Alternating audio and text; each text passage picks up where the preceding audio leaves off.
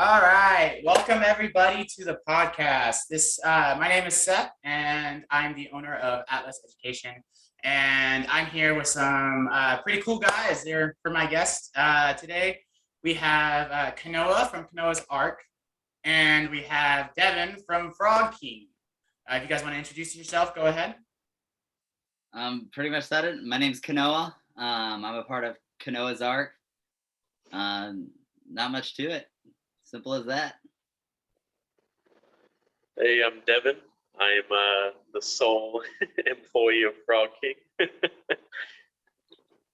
It's okay. We all start somewhere. Hey, I feel like I should have something in like co-founder, co-sponsor. Note actually up in the corner that says Kanoa helps.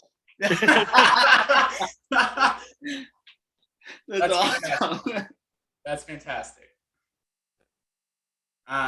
But okay, well, welcome guys. Thank you guys for joining. I appreciate it. So Kanoa. Yeah. What got you started with Kanoa's Ark? How did you kind of figure out the name? And then where are you wanting to take it? What's your future for Kanoa's Ark? All right. You'll probably have to remind me of the questions as we go. Okay. So how did it come up with the name? My name's Kanoa. It sounds like Noah, and so I thought I'd be clever, and it was funny. And that's kind of what I want to do. And Noah had all the animals, in an ark, and it was everything he rescued. And I do a lot of rescuing and rehabbing for turtles and tortoises. So it kind of just flowed with it. Nice. So what started you wanting to start rescuing turtles and tortoises? There's just so many of them. I really like tortoises and turtles. That was kind of a big passion for mine.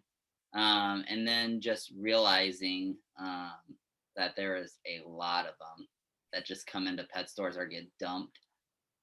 So I wanted to do something to kind of fix that. And so that's when I just started. It just kind of started happening the moment somebody said, "Hey, does anybody know somebody who has a turtle?" And then a couple friends would refer me to them, and then I would just talk, and then I immediately would do my own kind of checkup, and then I wanted to get the turtles to somebody who wouldn't throw them out or drop them off at a pet store. Nice. That's definitely something that's needed, because I agree. There's a lot of, especially tortoises, that people don't understand what it takes to actually take care of them. It's unfortunate that kind of happens, but it's good that people like you are around where people can hit up and they can get the right care. Yep. So what's your goal for Kanoa's Ark? Are you pretty comfortable where it's at now, or do you want? I'm kind of happy where it's going. There's still some more that I want to do because I want to do a lot more education stuff. So that's kind of where I feel like I'm headed in that direction. It's just the past couple of years have been rough, so it's. I feel that, man. I feel it. I'm sure everybody does. Right. But I feel like I'm still headed in that direction. So I'm feeling pretty good about it, confident about it. And Devin has been, that's why I wanted him on here as well, is because he's been a huge part of that and been really helping me out with, and just give me confidence to continue to do this and stuff. And then he's helped me with his incredible knowledge, as you'll probably hear as we continue on with stuff. So he's helped me look for resources and helped me pretty much help anchor me down some stuff to really get going. So that's awesome. All right, well, great segue, I guess. Devin, first off, what got you confident enough to call yourself the Frog King? I'm the coolest there ever was. No, not really. I was trying to think of names, and it was just one that I liked. It just stuck, so I just went with it. Okay. Well, you just got to make sure you live up to that title. I'm doing it. I'm on my way there. Yeah. Does it have to do with? No, I'm just kidding. So, what started Frog King? what made you want to start it, and where do you think it's going to be heading? So a couple of years ago, I actually had a massive collection of dart frogs. Um, I own most of the Ranatomea that are available in the hobby, if not all of them, which are like the smaller dart frogs. And then I had some of the like Phyllobates species and stuff like that. And so I had a massive collection, and then life didn't exactly go my way. So got out of the hobby, kind of slowed down for a while, set myself up for personal success before trying again with exotics. And then now I own a home and I'm trying again, and keeping more exotic and rare species, less on the dart frogs, but still have some dart frogs, more on like tree frogs and stuff like that. So, I've always had a love of frogs. When I was a kid, my room was all frogs, all the walls and everything had stickers and whatever else around it, and all the little toys and stuff that you put on shelves and whatever. So that's kind of where it started, is when I was real little. Nice, very nice. What is your goal for the future of Frog King? So really to start, turning into an entrepreneurship and like actually making money off of it. Right now, most of it is just spending money, collecting new species and setting habitats and making sure everything's healthy. And then I gotta there's a lot of work still to be done. Like the room I'm sitting in, I'm sitting on the floor because it's not nearly done. But all the frogs will be in here. It's the coolest room in the house. I can maintain it around the 70s year round. So that's the plan for that. Just expand into more species, really. Try to keep the stuff that's more endangered or, the forests or the from are being degraded and destroyed over time. So hoping to keep stuff alive in the hobby so that people in future generations can still enjoy them. All right, that's awesome. That's right on, man. I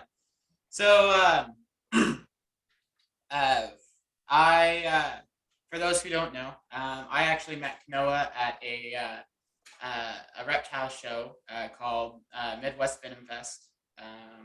It was, I think, the first year that it started, and we just showed up and started to kind of just look out because we were really interested in learning more about venomous, because that's definitely something that I would love to have in our future facility.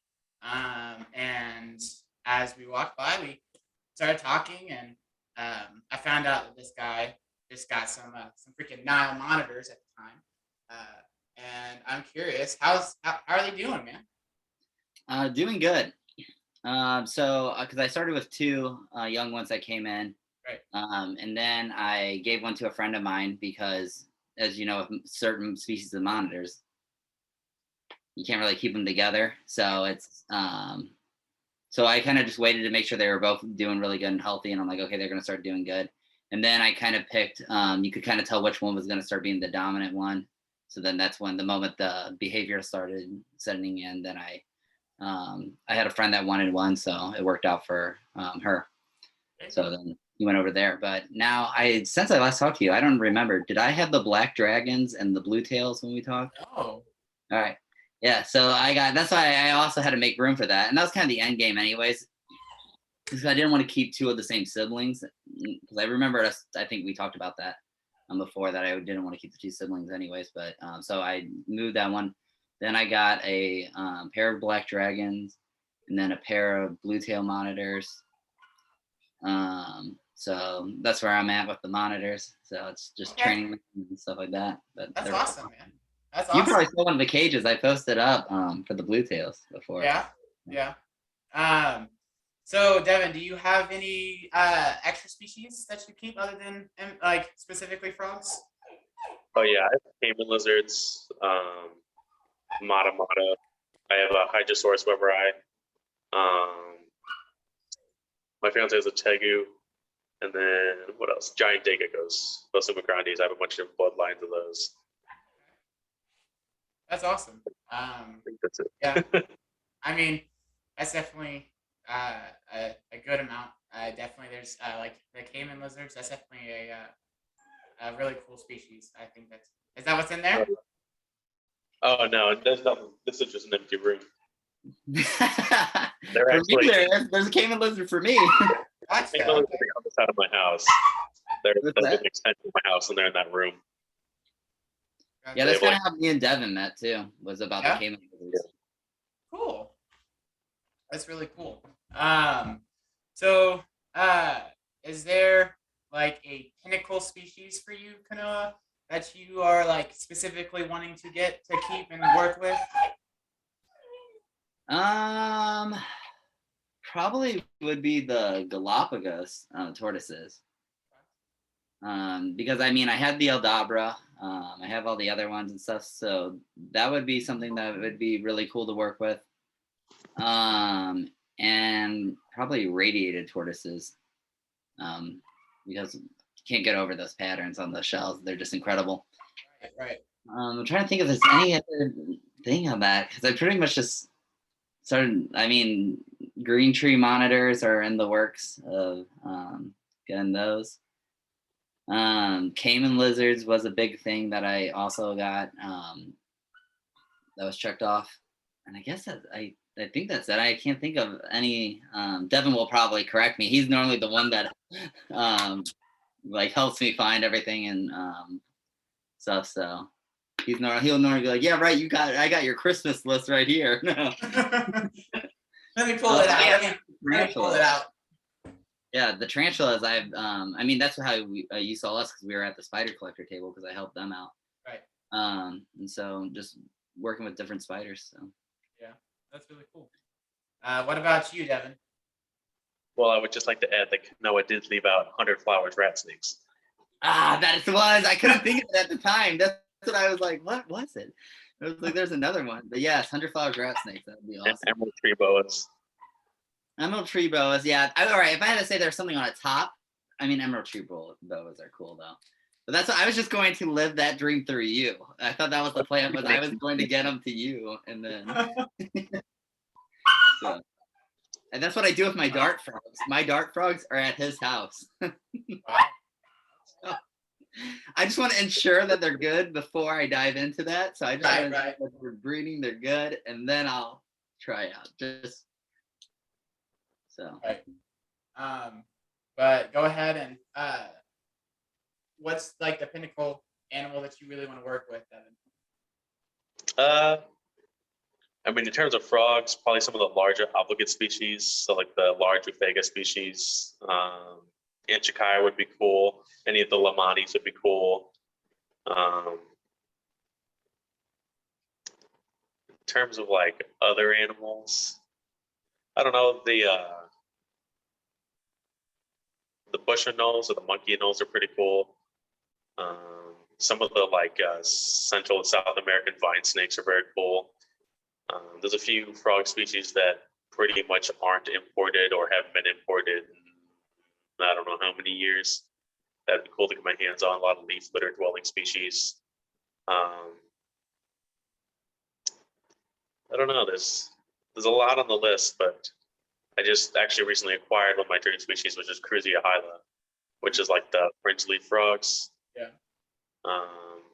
Congrats. That's awesome. Probably more bloodlines. Oh, the Cochranella granulosa, the granulated glass frogs are definitely up there too. I have the flesh monty, but the Cochranella would be very cool. I know there's so many frog species that it's hard to be like, yeah, I want these 5, and then I'm done. So I know one for you. What? Crocodilians. Yeah, but that'll be a while. Yeah. Well, that's why I didn't say croc monitors either, but that's still like a dream thing. Yeah, that's fair, yeah. But you gotta have the space, and so that's what it's like. It's on the list, but it's like if I don't get this, then I don't even want to think about getting them. Right. I get that. I mean, for me, it's one that I probably will never be able to get, but it's definitely still a dream. I would love to work with a Parenti monitor. Those things You have to repeat that. I didn't hear you. I'm sorry. I said my pinnacle is something that I don't feel like I could actually reach, but I would love to work with a Parenti monitor. Oh, okay, yeah. Very cool. That would be very cool. They're gorgeous, and they just look like and they're taken care of really well. They're just very athletic, and I love it. I actually lived in Australia for a while.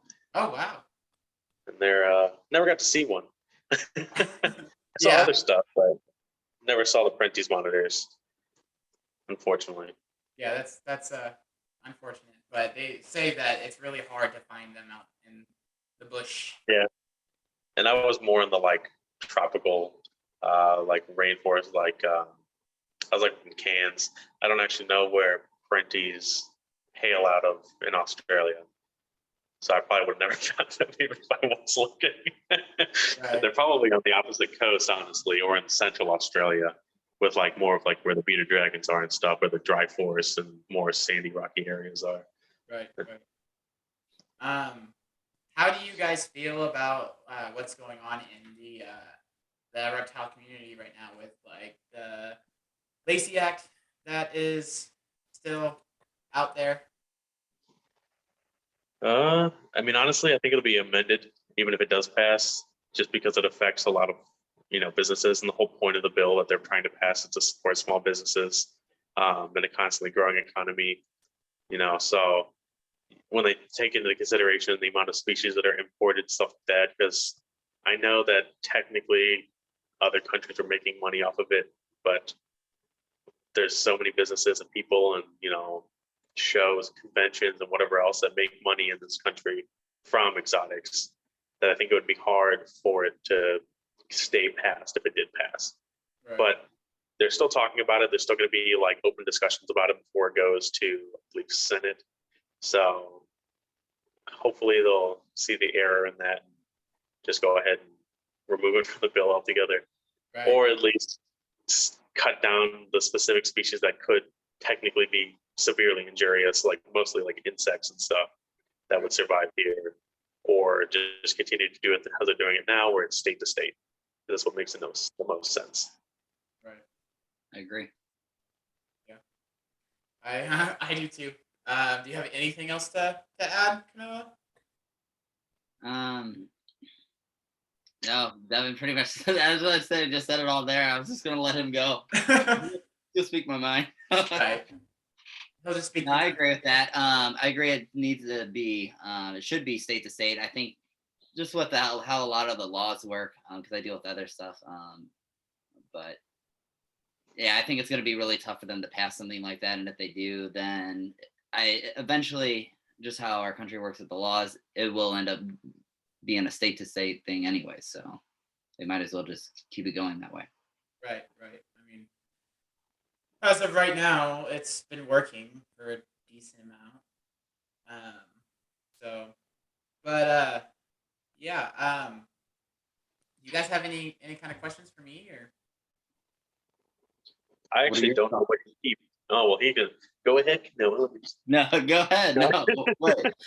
I already passed it, bro. You can't take it back. No, all right. So just some other stuff was is I don't know, just like what were your overall thoughts when you heard about it? Because I've heard, because me and him were talking about it, because there's been other things that have been talking about like somebody's talking about a big, like, depending on which forums you're on, some of them are calling it the biggest scam ever. So I was just wondering if you guys heard about stuff like that. Personally, I haven't heard anything of it like that. When I heard about it, I was like shocked with the fact of how much of a impact it could have to the reptile, like just to the animal community in general, and how much it could like stop almost everything, because if the way that they worded it, it was such a blanket. Yeah, it was very basic. It wasn't specific, so they could have edited it easily at any time. And Right. And I feel like they also passed it through really quick too, because Yeah, it was like really, they kind of like snuck it in there. right, and they first brought it up a year ago,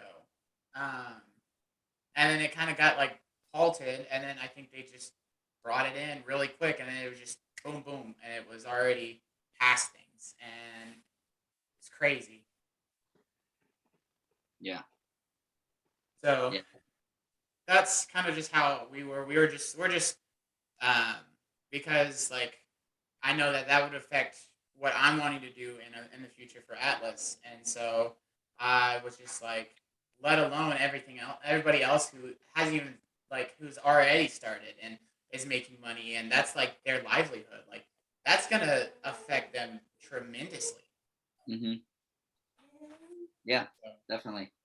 Especially when they included just even bugs overall, and it was pretty much everything. It right. was like anything that's not a cat or a dog. It was, and there's I don't see a point in doing stuff like that. Like I get they're like that they want to try and because I mean looking at it like rescue, I see the you see like some of the dark sides of like the hobby and stuff like that.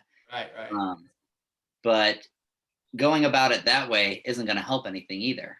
right. All it's gonna do is like all it's gonna do is make a dark web for it, and it's just gonna be even worse. Right, right. And then what it will probably do is hinder. It'll affect rescues too because we want to help, but then it's going to cause us to either have to dark web rescues. You know what I mean? Right. It's So just gonna be overall just a bad thing, and yeah, so like we've talked about where it's like it almost feels like it's not even possible that they could pass it just logically, but then it's just like it's still there, so they still could. yeah, So, um, but yeah, that's where we stand. I think just the biggest thing is we have been trying to fight every single time that USR posts any kind of thing. It's just like let's attack this. I don't care if it's in another state or affecting anybody else. Like that's exactly. You gotta like because if it passes in one state, it can always come to you. gold member. And so Yeah, that's definitely. that's where we stand.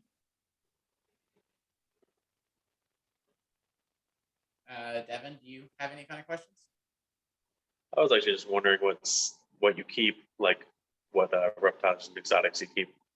Okay. So we have a total of 17 reptiles right now. We have two rescued bearded dragons. They were both males. Um, they were being kept in the same enclosure, and one of them pretty much became like the alpha male or whatever. Dominated the other one, bit off half its tail, and it pretty much has like PTSD, unfortunately. So it really doesn't like to trust anybody. But then on top of it, because it wasn't getting enough nutrients and stuff like that, it ended up developing NBD. So he, unfortunately, yeah, his head shakes. So we're just trying to make sure he is not getting worse, at least staying where he's at, since NBD is not something that you can really fix. Yeah. So then we have a Nile monitor. We've had him for about 2.5 years. He's about 3.5 feet long. He's a beast. I freaking love him. He's so fun to work with, and he's definitely was what started my real like full passion with monitors. I love working with them. I love learning about their behaviors and how to work with them and gain their trusts and all that stuff. We're working on getting. We're trying to get a black throat monitor. It's really a little rough trying to find people and then find the right one. I don't want to just buy one. I want to make sure it's well taken care of. Then we rescued a Burmese python that is he's a little over a year old. That he was undersized. We got him when he was a year old, and most of the time, you probably know Burmese. They should be probably around 8-9 feet by their first year. He was about 3, maybe 4. He was being fed very, very little amount of food. This person it was their first snake, and they just getting over their fear of snake, and they decided to buy a Burmese, which we didn't fully understand. And Like so for spiders, they get an OBT. right, exactly. It makes no sense. And so they weren't handling him enough. They weren't working with him enough, and they weren't feeding him enough. And so he was getting very food driven. So he wanted food. He was ready for food. So they kept trying to bite. It kept trying to bite them, and so it made them even less wanting to work with him. So when we got him, he was a spitfire.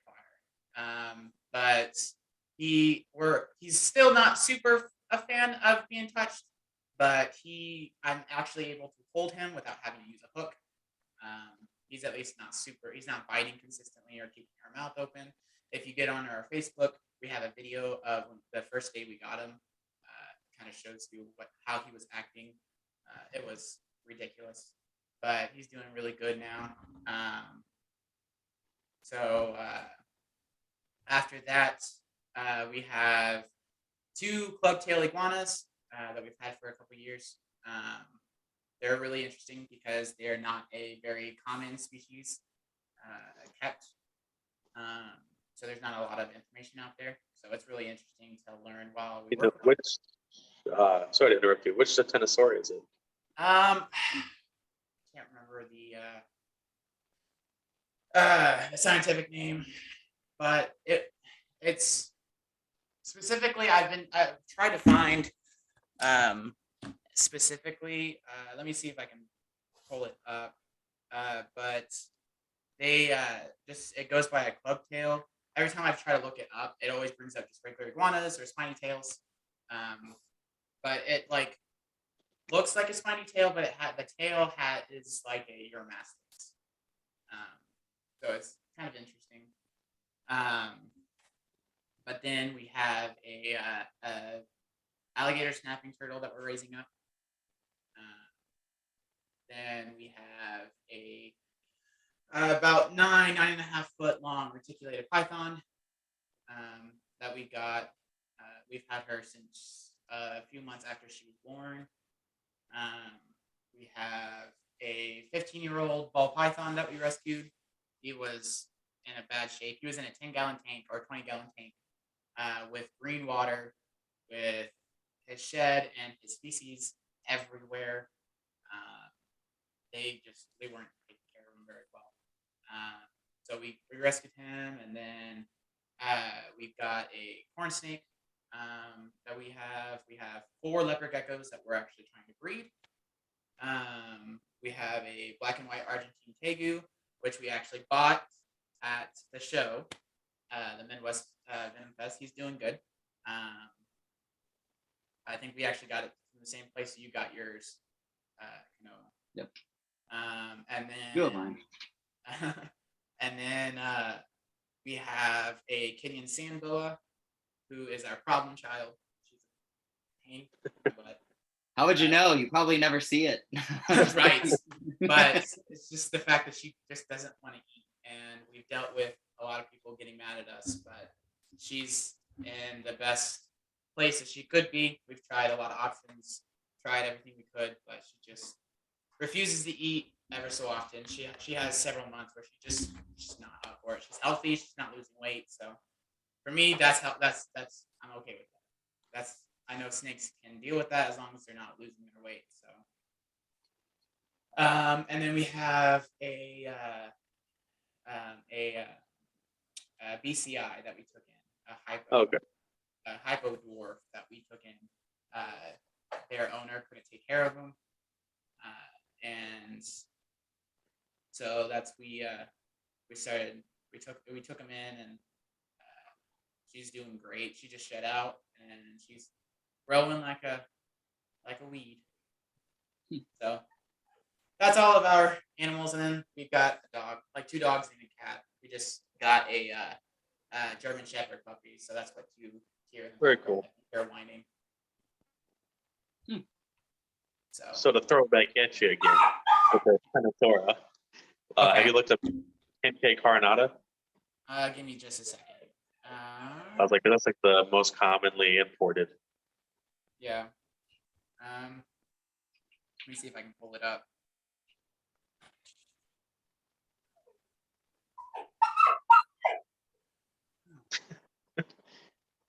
Dude, I thought that was your dogs, Devin. I was like, They'd be a lot louder and also killing me. Yeah, she's a few months old, and so she's not happy. Yeah, she's a little bit yippy still, a little upset. That's Right. all right.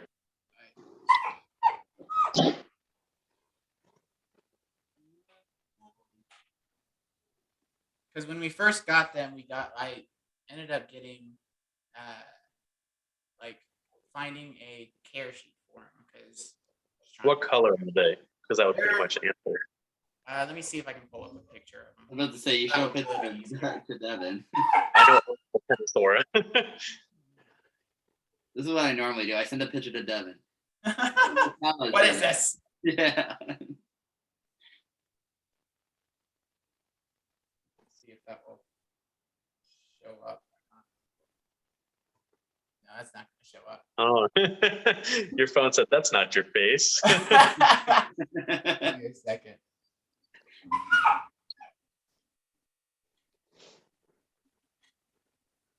All right, let's try this again. No, that's not working. It's pretty glared, but it does look like Hey. Karn. Send that. Can you send that to me? Okay. Send that to me and I'll send it over. Okay. I might be able to find a better photo of them anyways. Yeah, it's to keep like 6 species of Tenosaura. Gotcha.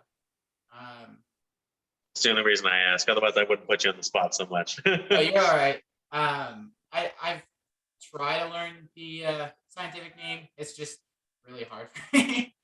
No, you're fine. Like, especially because a lot of them looked like as babies, they look almost identical to each other.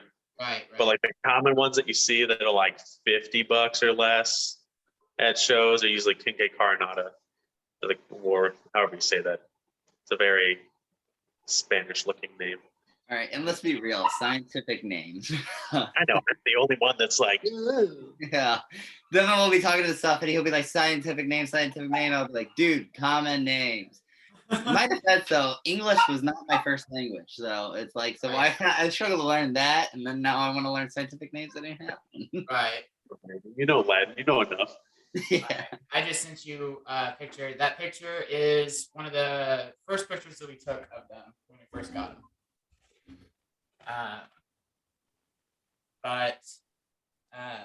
Yeah, they're really interesting. I can't find anything on the webs. There's like one article that I was able to find of them somebody breeding them in Florida because they kept them outside. But other than that, I haven't really found a ton of information about them. Yeah, it's like there's quite a few species that are really interesting. And there's like Flavodorsalis, I think, is one of the smaller species. Kincaid Carinata is a smaller species. Baker, I don't get too huge. I think they only get like 13 inches. Oh yeah, they look like Kincaid Carinata. They're like the common spiny tails. They're pretty cool. They say he's pretty small, so yeah, it that's says the they thing. only get like 12 or 13 inches at max. Yeah. Because then there's like Bakeri and then like Similis. The Similis are the black ones, which are like the ones you see like the photos of them, they're like massive Right. and they run at people. Yeah. And those are the ones that people down in Florida are like, look at these aggressive lizards. And then they like throw stuff at them. And I'm like, can you Why just. would they not be? I was like, I know they're not native, but like, no, just leave them alone.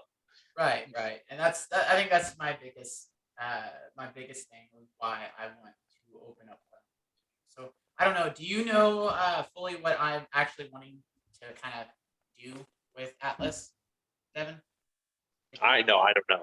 I know just now what I know about you from meeting you. Okay. So I didn't know if Kanoa updated you or told you anything about me, but so I am surprised. You haven't passed the threshold yet. Yeah. There's a certain. No, I'm just kidding. I'm just kidding. I'm like, this is my first time meeting Devin. So what I'm wanting to do is so I live in Kansas, if you didn't know. I am wanting, because there's not a ton of reptile, or really, other than our, like, some of the zoos. I know there's a few in Wichita, and we've got our Kansas City Zoo, and then our Topeka Zoo. There's not a ton of zoos out there or just facilities in general that allow you to interact with animals. Because for me personally, it's that interaction that really gets that love and that passion for conservation or just wanting to keep them around in general. Uh, is you have to interact physically. Just seeing them, they kind of end up being kind of. I know it's just even having somebody to be there to talk to them about the animals and kind of their behaviors. Uh, that would be better than nothing. But for my goal, for the like my end goal as of right now, for Atlas is to get a really nice big property where I can build a big building with big enclosures. I like for my retic, I want to give her a like 18-foot by 13-foot by 8-foot high, like big enclosures to give them as much room for them to move and to explore and really get the mind like moving and to kind of show that it is possible, maybe not to keep at home, but it is possible to see that this is kind of the way that we need to keep. Let's stop trying to keep like the bigger species of snakes in smaller enclosures. I get that some people have to, and if you do, I feel like if you're gonna do that, you gotta get the animals out a lot more, so they can stretch out, so they can interact, so they can think. Because if not, they kind of just wither away. It's something that I want to do. I want to have a place where people can come in, pay a certain amount for maybe a tour, kind of go through, and if they book a tour, then there's like this story. You have a tour guide that when you walk in, the place is decked out in different biomes, and each biome is where the animals will live. Their cages are decked out kind of like that. So like you start off in the cave, and that's where like our retics would be. So their cage is decked out into like a cave look, because that's where they can be found in some places, like Indonesia and stuff like that. And kind of have a storyline to it. I don't know exactly what to it, but kind of have like things that involve the animals and involve nature and kind of understand for people to learn that these animals have a purpose and these animals do things that are positive for our environment and actually help us in the long run. To try to break down that feeling of dread and hate towards these animals. So that's like my overall goal is to hopefully break down for the next generation. Because like I know for me, a lot older people, they're set in their ways. It's harder for them to get comfortable with animals that they're not comfortable with. But if I can work with kids, then I can maybe actually help that next generation. So that's about where I am wanting to go. I want to have venomous specifically so people can see what they look like and know when they go out what to look for. So yeah, this is definitely a big for me too. Was for education. Now they're yeah, it was a good point they made on going for the younger generation. Yeah. As always, try to go for sometimes I see a lot of the older crowd. So that's why it's just like there's a past show that I was helping out, and somebody had a fear of spiders. Yeah. And we always have one crawling on us and somebody's talking to us, and we always say, well, you know what the best fear to get over spiders? And then we're like, put your hand roll across it. And so the person actually did without freaking out. And then they were fine, and then they were able to hold the spider and show them like all the different stuff on it and show out and kind of like educate them on it. And they kind of like they were actually like, you know, touching the side and Right. freaking out. So Right. And like that's not like my only demographic. Like I'm not only going after the younger generation. It's just the fact that I know if they still have that enthusiasm of like, oh, animals are so cool. right. So I can really build upon that. But then also I know that like I've seen so many people who they have a kid and their kid's like, I love animals. But then hold on a second. Can you get her, please? Just let her out. Yeah. Sorry. The puppy. Getting way too crazy. I apologize for anybody who could hear that.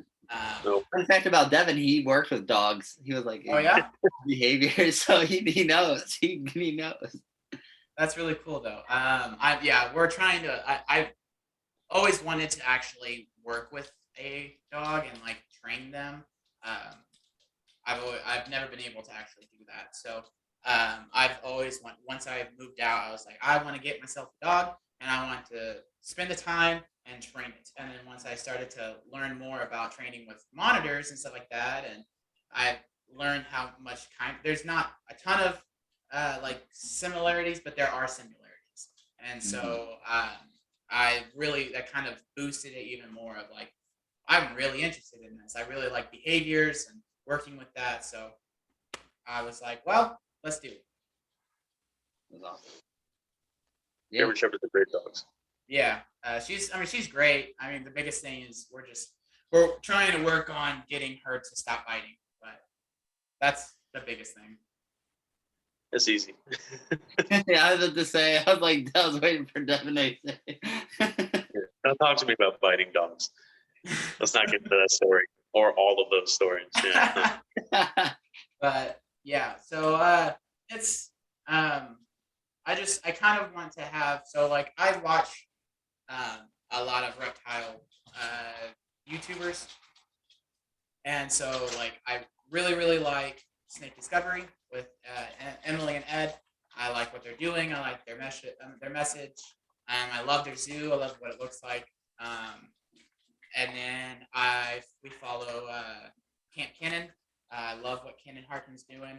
I love his big enclosures. I love the fact that he gives them so much space, really, and like be able to use their bodies and their muscles. And I think it's awesome. And then we follow the Reptarium, so Brian Barczyk and Chandler's Wildlife.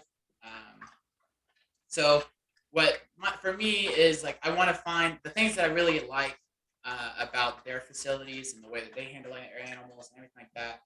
I'm kind of wanting to take a little bit of all of them and kind of make my own out of it. So that's about the basics for what my future is for Atlas. It's just getting there. It's going to be a lot. I already know it's going to be a lot. So it's worth putting in the effort and time. Yeah, no, I agree. That's like the same kind of thing. Differences, but yeah, that's like everybody's saying that like big property. Right. You have to. When you have big animals, you have to have big property because you got to build those big enclosures. Yeah. Dude, I'm a big property and mine are this big. Yeah, I don't have to say. Yeah. You just want to have millions. Yeah, yeah. Are you playing that? Are you playing that lottery? Right. Yeah, no, that's the same thing. I like the big cage idea, and that's what me and Devin talked about all the time. Because again, we like survived winter finally in March, so it's like the breath of like air that you've been waiting for to get, especially for us that live in colder places. Like people in Florida that are like, oh, like Kenan, you're watching Kenan, and he's like, it's some hot weather, and I'm like, right. Mm-hmm. Well, like, he was like, oh my God, it's dropped down to 25 degrees. It's so cold. It's the coldest that Florida's ever been. I'm like, okay, but last year, Kansas was the coldest on the planet. What? Dude, I sent you the picture that last year when it was like we were in May and it's snowing, and I can't put the tortoises outside, and I'm like, there's like all the dandelions that they could eat and just getting snowed on, and I'm like, Right. It's So I'm insane. hoping for a good spring this time to where it's warm. Although tomorrow, all the tortoises, tomorrow where it's like almost 80 and Oh where yeah. we are. So those tortoises are going out. Get I'm going to be out out of there, my house. yeah, corralling them all out, opening the ark door. I seal it up for winter. That's like the flood for us, and like winter comes, we're like seal, brace. No, but no, I love the giant cage idea. That's why literally working on ideas for the caiman lizards, because caiman lizards, as you can see, not only did they like the water, but they love to climb. Right. And so I had already talked to Devin on ideas, and he's been working with caiman lizards longer than me, and he's been helping me with that. Nice. And so the idea now is, I literally told him, I said, I'm gonna plant a giant tree. And I said, he's already laughing because I was talking to him about this like literally the other day. And I said, I want this thing to go up to where the deck is. And so I have 2 levels that I can literally view these guys from, like either they're like right in my face where the tree is, so I can see them up in the tree. And then I can hang out with them down the pond because I build ponds and waterfalls and stuff. Right. Yeah. I actually was just gonna bring that up to you. I was like, it's a really cool idea until Mango does his leap of faith. Dude, that's the problem with caiman lizards, though. They literally, that's what I was waiting for him to do. I'm glad he did, and he's just hiding out in the back. He probably doesn't even know I'm here because he's sleeping. But if he does, he's probably coming over. I have snails ready because I was like, man, if he starts, like, going against the cage, I was going to grab some snails real quick and start feeding them. Right. But yeah, so that's what they do. That's what I also wanted to talk to him about is, okay, now how, like, designing the water feature, should we go around the tree so that if they drop, they're, that's going to brace, because they literally clumsily just flop out of the tree, and you're watching they do this in here, and me and my wife are sitting here, and they just all of a sudden they're sitting there and they're like, I want to go down. And then you just hear boom, boom, that's their hidden branches going down, and I'm like, my lizards, I was telling him, I was calling him going, dude, these lizards are going to die. I was like, I don't know how they survive in the wild when they just fall out of trees. Right. But no, they're tough lizards. And Oh yeah. So that's just what they do. Right. But yeah, no, I love the big cage idea because I can't remember if we talked about it, but I own the retics as well. Right. Yeah. So, and that's the same idea that I had is once again, I just want a tree, let them, because some of the smaller ones will hang out in the trees too. Oh yeah. But and then the massive water, and that's what, and me and him are talking about building for like ponds for his house and stuff. I'm talking about building just a ginormous pond because I have the black dragons, and I'm like, I want to swim with them. Right. The Niles. I'm like, so it's like all these things, and I have all this, and I kind of have a decent sized property like the Camp Kennan to where I can do that now. Right. But I'm like, even talking about, we're like, oh, 20 foot by 20 foot. And I'm like, too small. I'm like, No. That's what I was telling him. So we were talking about like combining facilities and stuff in the future. Oh yeah. I'm like, mainly it's for me because I'm like frogs. I'm like, yeah. I was like, what do you want? An acre, man? We could do that. Right. We'll give your acre for your frogs. I'll take the other 9. Yeah, I'll take the other 100. We're turning that all into a giant lake for my turtles. Right. In the biodome. Yeah. Oh, dude, that's what we talked about too, is doing the biodome stuff. Right. Yeah. I mean, hell, shit. We just bought a house, and so we're on a half acre, and we've got a lot of land that we can. And I was like, you know what? I should call up Kanoa and be like, hey, come on down. Let's build a pond. Dude, there's somebody else who wanted one in Kansas, so I was like, we'll just do them in a row. Right. But then, like, if we get a building, I would be like, hey, man, you want to come over and you want to help me build these water features? Dude, it'd be fun. Oh yeah. Good time. So, but although right now, man, trying to build stuff. Oh, they're expensive as hell. Yeah, well, not even expensive. I wish that was I would think at this point I'd rather take the money problem than just getting it delivered. Oh yeah, that's you. I won't get onto that, but it's like there's certain things that I'm like been waiting on, and it's like literally took a year. We'll hit a year that it took to get something to us in like 2 weeks or so. It'll be an exact year since we've got this. So it's been lovely, and I'm like sitting here going like, And last year was a pain because I was like, okay, I'm going to have all this done and then summer's going to start. So everything will be ready. I can have all the animals outside because I love having them all outside Right. for the few months that we have so that, and so I'm trying to finish I would like want to finish greenhouses and stuff. And then and you probably know, cause it's kind of similar to Missouri to where we get that, it's going to drop down to 30s that night. But then all of a sudden it's going to be 85, almost 90 during the day. Yeah. And so that's sunlight and great temperature that the reptiles can be out. So Right. I want to have something to where I can move them in and then literally, like a garage, click a button and opens up to, Right. That's what we talked about was building like an outbuilding and having like a garage door or something that we could just open up and be like, okay, you're welcome out, and then let's corral you back in and shut.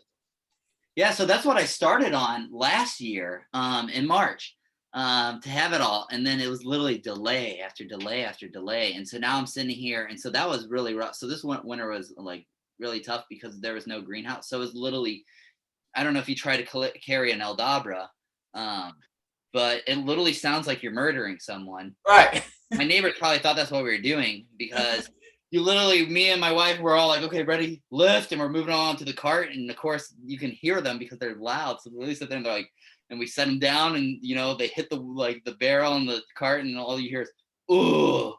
And so, and we're doing this as it's getting dark and we're sitting there with flashlights, shovels, and we're like pulling him up and we're going, poo. And then he's like sitting there groaning. Yeah. Ooh. And then and the neighbors are over there like shining a flashlight. You guys okay? We're like, yeah, we're just moving our toilets. Yeah. Weirdos. So, but that's what it was like for so fall. It was literally just moving everything, and I'm down to do it because I love the animals and I want them to get as much sunlight. But I got to think about the future. I'm kind of getting old. I'm just getting Devin's over there going like, shut up. But I can't be left at Aldabras, especially because they're growing and they're getting heavier. Right now he's like 100 something pounds, but Right. There's going to get to a point to where I'm not lifting that anymore. So that's right. You just call Devin and we'll be good. Yeah. Well, yeah, that's not right. Yeah, but I got to think the future too because Devin's getting up there. Devin right now is calling me to help lift stuff. So. Well, I guess I might have to just move to Missouri and just have it. I tried to tell you that you got to get out this way, and then once Florida fixes their laws, then we could all go. We just all go to Florida and just have fun. Yeah. Everybody always says, they're like, why don't you go down there? I'm like, because I would lose half my collection. Right, and that's the same with me. Everybody's like, why don't you just move to Florida? And I'm like, because there's so many laws. And Devin wouldn't be allowed to even go near the state with the stuff that he has. Right. I mean, hell, I have a retic, I have a berm. Yeah. I've got an eye monitor. Yep. Like that stuff. I would not be able to do that. Tegus. Right. I have Tegu. Like, not just impossible. Right. But that's why I also wanted to do, and so that was part of me is like, I was like, okay, well, maybe I can make it work and find somewhere, because I started looking to like Texas and other places. I'm like, okay, I was like, I can still do this and keep my animals and still enjoy warm. I mean, I'm from Hawaii, so it's like, I don't want to deal with the cold. But then I also started thinking, I want to I like what's going on here. I like where we're at. And so I want to try and be able to, I guess it'll just be the great test. And if it fails, then maybe I'll move warmer.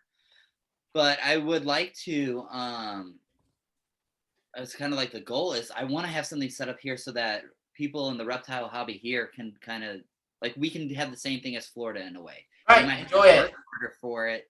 And, it might have, we might have to build, like what Devin's saying, the domes and stuff like that to make it happen. But if that's what we have to do, and if you're wanting to live in that area, it's still, I want it to be to where it is still possible to keep those stuff right in proper cages, not in like little tiny boxes, right. But in having those giant cages. And so I just wanted to try and the great experiment if we'll be able to do that or not. So I'm hoping I'll have something to show for the future with that. Right. You've been quiet, Devin. You got anything to say? He agrees with me on that stuff. No. I'm like, well, the biggest cage I'd have to build is like 4 feet. He's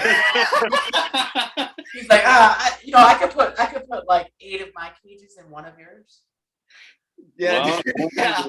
Devin's going an acre. He's like, that's way more than enough for all my frogs. Right. I could just put the toads on the acre, and they would just take over, and we'd just be cool. You'd Hey, walk in you're there wanting to get into swarmed those by the African lace toad. bullfrogs, then that's some space too. Yeah, that's true. And the Cayman lizards, obviously, but they're going downstairs next year. I do plan on building like the whole backside of the basement into a Cayman lizard enclosure for them once I get the basement remodeled. Didn't you So, want something outside too for them? yeah, once I tear down that stupid shed, but I gotta get rid of the shed before I can. I have a very small yard, just so everybody knows. I literally can like walk out and stand in one corner and touch the other side. There's still enough space for a good pond. Right. There's gonna be the pond over there, but I would like You to. don't need a yard. You have frogs. You just need water. Yeah, and maybe get some mud puppies and put them out there. There you go. Maybe some axolotls.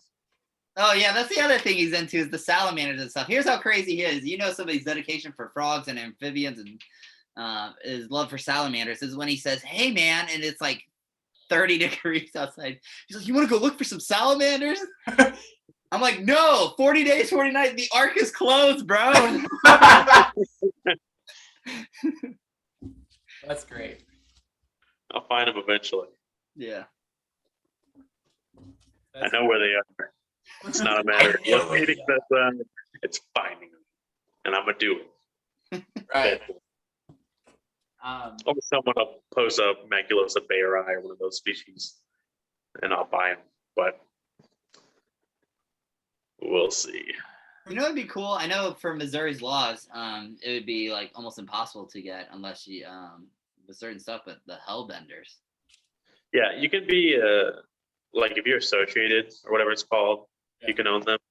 So like if you worked at a breeding program with the zoo or like with conservation, you could prove that you could breed them and like do well by the species, and you work with them to choose like certain conservation areas. I'm pretty sure they would let you, because I've done it with I think mammals in the past, where they allowed private breeders to breed mammals and release them under regulation by MDC. Gotcha.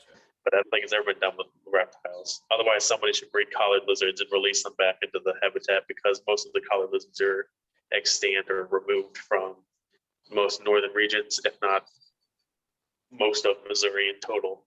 Because I used to find them all the time in glades up here, and in the past like 10 years, I haven't found like hardly anything. Right, I have yet to see one in the wild, so. Yeah, and there was like actually a news story about them getting removed from the habitat, people smuggling them and stuff, like 10 or 15 years ago, I think. Yep. And so people just came into the state or lived in the state and collected a ton of them for the hobby and just decimated the populations in this area, like to the point to where they collected so many that you couldn't even find one. Like there's no sole males left or anything. Like there is with the Galapagos and stuff, there's just nothing left in a lot of these areas. So hopefully Missouri Department of Conservation will decide, hey, maybe we'll let these hobbyists get in on it. There'll be a few species that they open up to release back into the wild, because I didn't keep them, but re-releasing them is a whole other story. Especially once they're in captivity, they're worried they're gonna not be able to, be immune to the diseases. But if you kept them outside year round, like if you bred them outdoors, kept them outdoors, and just set them up in a habitat where they could live in your yard, and then you can release those offspring, so they're not exactly in sterile environments. Same thing with the mud puppies. It'd probably be hard for them to be like, oh yeah, or hellbenders. Well, I think the zoo actually breeds them in pretty much sterile environments. Yeah. And then releases them. Yeah, they do have big. Yeah, I was like, I wonder if they somehow inoculate them. Let's not talk about that. I will literally. I was like, we'll start talking about how they do that. I'll be like, what? But you said, but you brought up a good thing, and that's also what I wanted to do for like box turtles and stuff. And so I've been like, and probably to the point where I probably annoy them, but talking with Missouri Conservation, about stuff like that, because I'm like, hey, I want to start working with, I was like, and proven, and because I'm with the alligator snapping turtles, but also with the box turtles, is because I'm wanting to see stuff like that going on, or even like there's like you said, even so for like I don't really have a big desire for like the small lizards and stuff. Like I love them, but it's like that's not something I really wanted to work with. But for something like that, to where bring them in so that we can, of whatever the program for bringing them back out into, I'd totally be okay with something like that. Almost like a breeder's co-op. Yep. Yeah. So that was, yeah. So that's just, I agree with you. If they should have something to where they can work with hobbyists, to where they could, as long as we prove that we are able to take care of the animals, then to work with them and okay, what's the next step and how can we get these released and not harm them. I think one of the other big issues is that people would just go back out and repoach everything. Right. So I think that's probably another reason why they're not like calling all hobbyists, Well, Because- right. Well, yeah. But also that's why, and that's the other thing where I get to about kind of like flood the market then. Yeah. Because that's why with certain tortoises and stuff, when people start kind of holding them back and trying to raise, price on them, trying to make them rare, is I'm probably not a fan favorite for that. It's because when I hear stuff like that going on, then I breed them and I shoot those prices way down. I mean, even with the rescue stuff that I do is to talk, I literally, and that's kind of like the unspoken rule that they just kind of know that I do when I'm helping out the vendors, like when certain vendors that I'm helping out, is they know that if there's any baby water turtles there, if there's anybody selling them, is I'm going to try and talk people out of it. And that's normally what happens now, because nobody, like Florida soft shells, awesome, great, crazy, cool turtles. But most of the people that are there buying it doesn't need a Florida soft shell turtle, and I'm there to talk them out of it. Right. And then also tell people too, like, hey, you don't need to be buying, because I have adults. So I normally tell somebody, hey, look, I have adults for free, as long as you can show that you can care for the animal and you promise that you're not going to release them out, or because I was talking to Devin about that too, because we were out looking around at stuff, and because it was warm days, we're like, oh my goodness, all the turtles and stuff are going to be out. But that's what we were talking about too, is most people can barely tell the difference between like your regular red-eared slider compared to like other sliders that are not native to Missouri, but that are more, I guess you could say, tropical. But there's a lot of similarities, and sometimes people are like, oh, this turtle looks similar to the other one, so I'm sure it'll do okay, Right. Not realizing that that's a slider is going to be the dominant turtle in a pond and take out all your map turtles. What's that? I said, or all those Florida soft shells. Yeah. Oh, yeah. Dude, those Florida soft shells. It's a colony of females, and you'll lose half a river. Yeah. Jeez. Yeah, definitely. I feel that especially when it comes to like monitor lizards or retics or berms, when people are like, oh, they're so cute as little babies, and it's like, okay, hold up. Do you know what they're gonna be when they're full grown? Do you understand what it takes to take care of them? Yeah, I could do it. Yeah. Well, and that's why too. That's why I like that there's people that are right now are working with the dwarfs. Right. And that is probably going to be a great thing for people to get into, is because you will have the personality of the retic, but smaller. Right. Actually, the dwarves are more aggressive when they're little and chiller as adults. Yeah, I've heard that too. Yeah. So there's always going to be that, give and take. It's like, hey, right. I mean, if you really want, and that's why I always tell people, and I'm like, if you're wanting a snake that you can hold or whatever, then, just get your ball python. Right. Yeah. You know what I mean? It's something that's handleable. Yeah. So it's like, there's like, you have that, but that's why you get two. You have your cool one that, like I have my green tree python. I'm not getting that out and wanting to no, it's awesome. It sits in its beautiful tree cage. That's another one. I'm going to be outside and be like, let's get a tree for my tree python.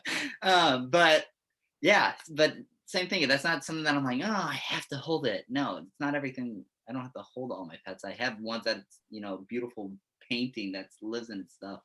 Right. And then I have my other ones that I sit there and, and then I have my tortoises, which are neutral, which they act like they want to be your friend. But if I were to pass out on their cage, they would start eating me. So. Especially those redfoots, man. Hey, Devin, I think Kanoa secretly sits around and just talks sweets nothings to his snakes. Yeah. I do, yeah. No, that's Devin with his top. frogs. All right, I'm on a phone call with him. And he starts talking. I'm like, "Are you talking to me?" And he's like, "Oh, sorry." I go, or I'm like, "Oh, is your fiance there?" And he goes, "Oh no, I'm talking to my frogs." I'm like, You're gonna love what I got for you tonight. yeah. Taking the flies. Yeah. I'm like, he's like, "Oh, These are gourmet. yeah." Man, just for you. I spent all day on these. No, I'll walk over, or Kanoa call me and he'll be talking. I'll be like, "Who are you talking to?" And he's like, "Big boy," just tagging. He sits there, he rubs the glass, and he goes, "It's okay, buddy." I understand. That's great. No, Yeah, but but my Big Boy- thing is, no, is Big Boy I always listens, man. create. I'm like one of those weirdos that and somebody who does this right now is going, "I'm not a weirdo." We are. No. Everybody does it. Yeah. Where I have like name like or voices for each pet, so they have their own Yeah. voice. So that's just how it goes. Is Big Boy black? He's Cool. he's like I forgot what he is. He's not a black and white. He kind of has the coloring for that, but he also has Isn't he a blue? no, he's not a blue. But sometimes how he acts, you'd think he's a blue. He literally sits there and he's like, because he's awesome. Like I was talking to him, I was like, dude, maybe I can have Big Boy chilling out. And he's like, I go, I just have to let him bite me like 10 times and then he'll be cool. And he literally like sits there. Well, because he sits there and he literally sits there and I'm like, okay, I'm like, cool. I'm like, all right, you're chill. And then he's like, and like sits there and bites and you're like, what are you doing? And then he's like, oh, sorry, that's not food. And then he's like, but maybe it was. And then he's like goes again. No, but the blue tegus, man, they're like, no matter what comes through that door, we will stand our ground and bite it. And so they like, fly out. So they're just, everything's food for them. But no, everybody was like complaining about him because they're like, and that's kind of how he got his name. Cause they're like, look at this big boy. They're like, look at this big boy. But nobody wanted him and stuff. And so I was like, I felt bad. I was like, I want him. I was like, he seems really cool. And he's been awesome. Like he literally, sometimes he would open his cage and let himself out. When I realized that I had to lock it. And then I learned from the monitors that they know how to get the lock. So it's like, so I'm like, but with him, he would actually know how to slide the like glass door and he'd open it, he'd get out. And I had the security camera. So we'd watch and we'd be laughing about it all because he had a routine. He'd open the door, get out, go lay in the window and look outside and the window. And then when he was done, he would go to our guest bedroom, climb in and go to bed. wake up, go back to his cage and put himself in there. So like now he had to like close it, because of dogs and stuff like that. And I don't want to take the risk of any accident or something or him getting hurt on something else. But it was like cool. So it's like, it's like incredible. Like they're like, he's awesome. I'd love to have that guy roaming all the time, but no, yeah, and so I always do his voice because he's always, I don't know, he's awesome. He just has a voice where he's like always hungry. So he has like a Cookie Monster voice. Yeah, he's always like hungry. So, dude, I have this jumping spider that roams the room in here somewhere. And yeah, and so he's my friend. So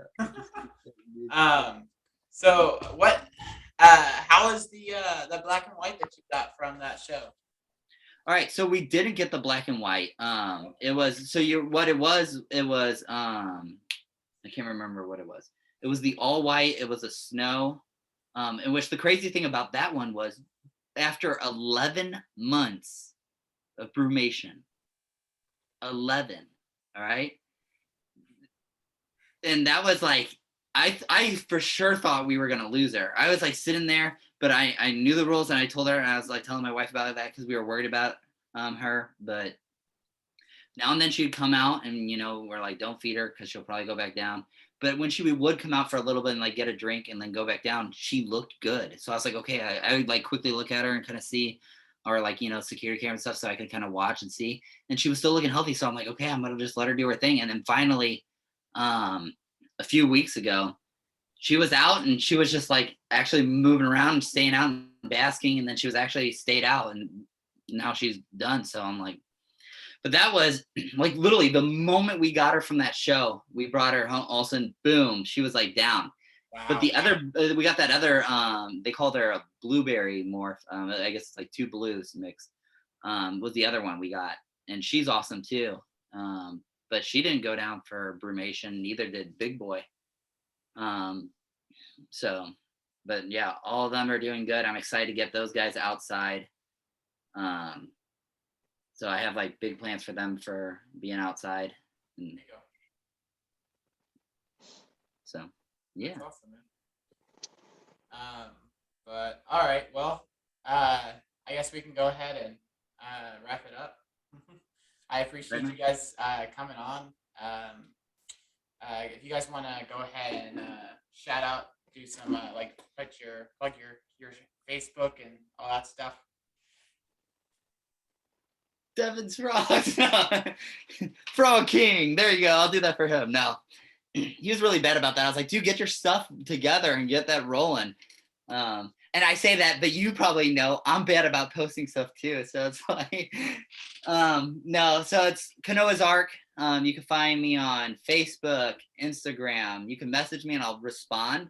And I'm working on posting stuff up. Also, I have YouTube. You won't find anything on there, but I am getting ready to start posting stuff up and doing more like collabs with Devin since we live pretty close together, to where we'll do more videos and share more stuff. So you can make it. You can come down here and we can do a collab. Yeah, once it's warmer. No, It's pretty much the same place. Yeah, no way. You guys are more flatter, so that cold air hits you good. At least I have some hills that I could like dodge. I'm close. So we got Great, hill. man. He's at the very top. He's at the pinnacle of the hill. So Yeah. all the wind just hits his house. Dude, He's I'm on watching the it. mountain, man. So it's kind of They like got some trees though. Don't worry. There's a couple small trees around. He stands directly behind him because he hates the wind.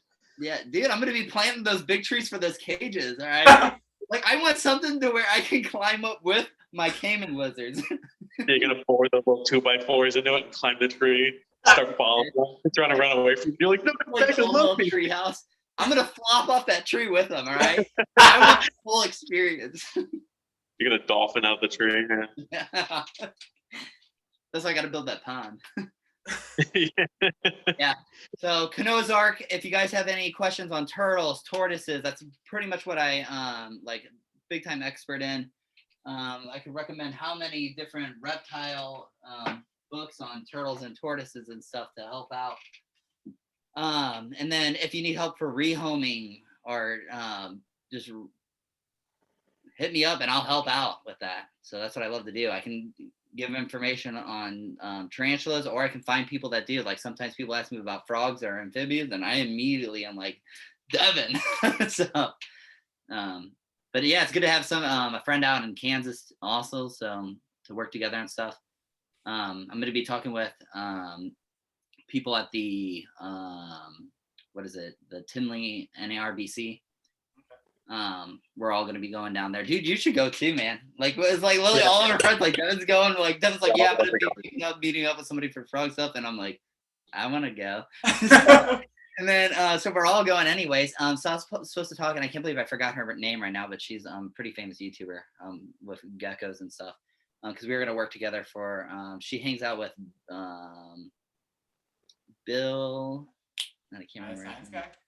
No, not Bill, not the science guy. That'd be great, dude. I'd go to any show. They were at Right. you'll probably know Devin when I say this. They were at Josh Alder's table. I can't remember his name, but he was with Snake Discovery and stuff like that. I can't believe I just blinked on all that. That's just how nice I am. I can't. All right, but I'm bad with names, and you know what? All I have to tell somebody is, "What's my name again?" And most people can't pronounce it, so I can't remember your name. You can't say my name. Well, I'll just forget. Can of soup. Yeah. No, but so it's gonna be working out with and helping them out with rescue stuff because she was talking to me at the last NARBC and they were like, she's like, I don't want to deal with turtles and stuff. So she's like, I'm gonna send. I'm like, great, because I was like, I don't want to deal with the geckos and stuff. So I was like, I'll send all that your way. So we're just like have connections and everybody deals with works with what they work with best, and I think that will make things a lot easier.